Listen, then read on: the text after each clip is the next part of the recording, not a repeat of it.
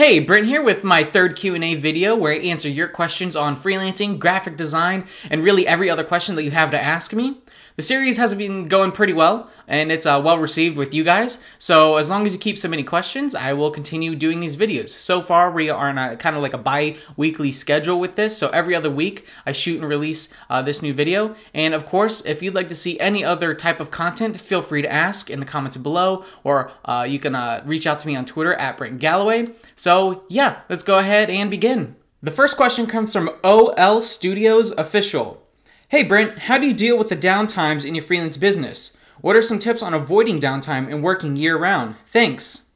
On my downtime, when I'm not working on client projects or when there are no client projects to be worked on, I'm usually spending that time seeking out new projects, sending out emails, cold calling, reaching out to past clients to see if they need help with anything, or I'm updating my online presence, adding new client projects or past client projects to my portfolio on my website, updating my blog with some case studies on those projects, or at the very least, I'm uploading new design projects onto my Dribbble account. And then aside from client projects, I work on my own stuff, trying to diversify my income as much as possible. So I continue to write every week on my blog, Your Freelance Career. I try to update my personal blog every once in a while whenever I can, whenever I have something to share. And then I also work on kind of developing my own products when I have an idea.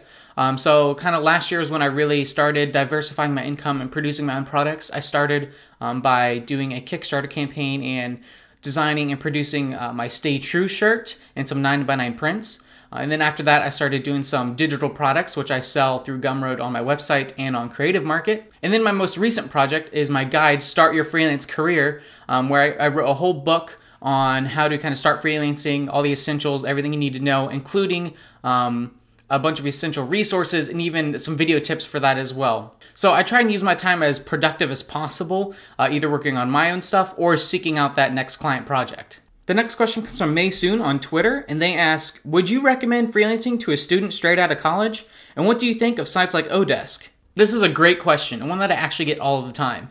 I started freelancing at the end of high school, and then into and throughout all of college.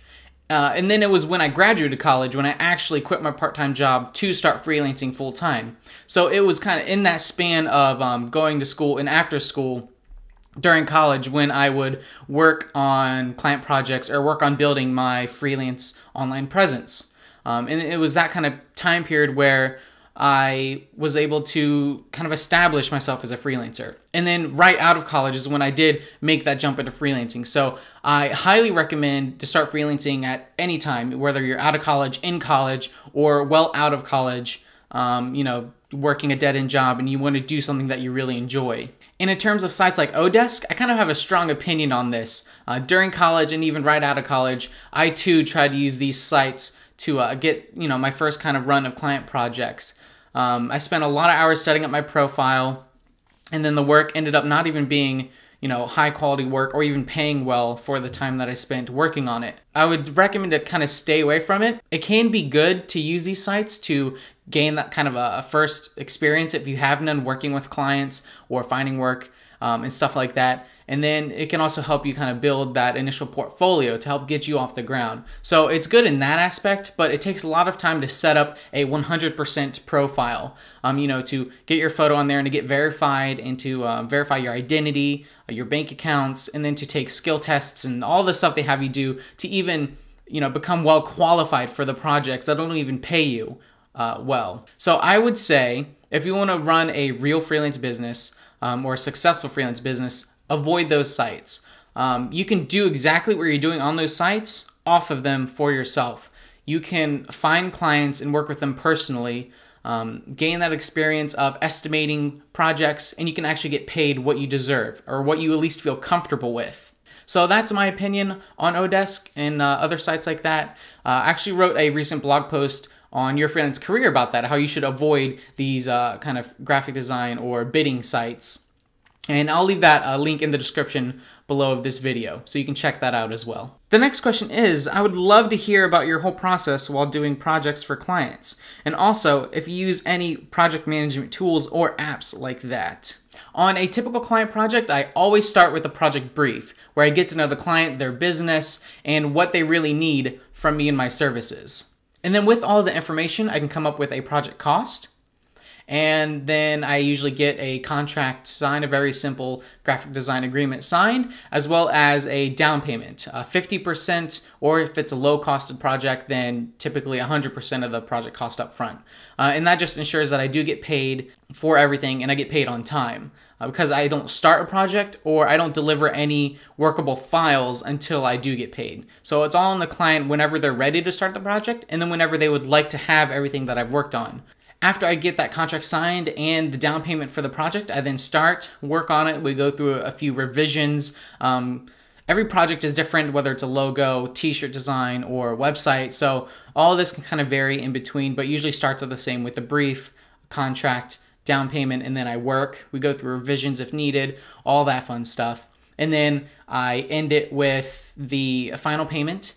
Of course they give the approval and then I get the final payment. And then I follow it up, helping them or consult with them where how they can either use their logo to update their website or, take their design and get them printed on shirts, stuff like that, any follow-up questions that they may have. And then I always follow up a project with a feedback survey where I get their thoughts on how the project went, get a testimonial. So if it's a really good project, I like to update my website with a case study and my portfolio, or at the very least with uploading it to Dribbble. And that's kind of my typical process on a project. I too also wrote about this on my blog, Your Freelance Career, and I will also leave that link in the description below so you can check it out. The next and final question comes from Bronson, and he asks, do you have any tips in getting your product that has no customers into an industry, education niche where my competitors are few, 2 to 3, but have been established with my potential clients for 30 to 40 years?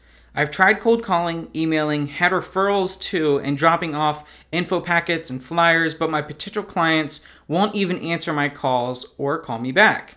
Any tips are greatly appreciated. I had to reread your question a few times because it's kind of hard to understand, and it's still kind of difficult to answer without knowing your specific market, what kind of work you specialize in, the type of clients that you are going for, how large are they. I know when you reach out to very large clients, it can be hard to get a response back. From my experience with working with design firms, kind of teaming up with them and then working with these big clients, they need a lot. They need, huge estimates, huge proposals. You need to show them, your highest quality of work. You need to show exactly how you're going to make their business better. So it's a very long and hard process. And if they're not answering your calls or anything like that, I would say stick with it. Most importantly, find the exact person that you need to reach out to, whether it's like the manager or lead director of a certain department. You need to find that person, find out their name, find out their contact information, and then that's who you should try reaching out to. But again, at the very least, just, stay consistent. Don't go spamming them, every week with something, but, keep reaching out here and there. Aside from that, I would recommend probably finding maybe a smaller client or a client that's maybe not in your local area that is in that same market. Start smaller, work with them, kind of get the feel of, sending out proposals or working with clients like that, and then maybe work your way up. I personally have never been able to really land a really large client by myself and working on it solely.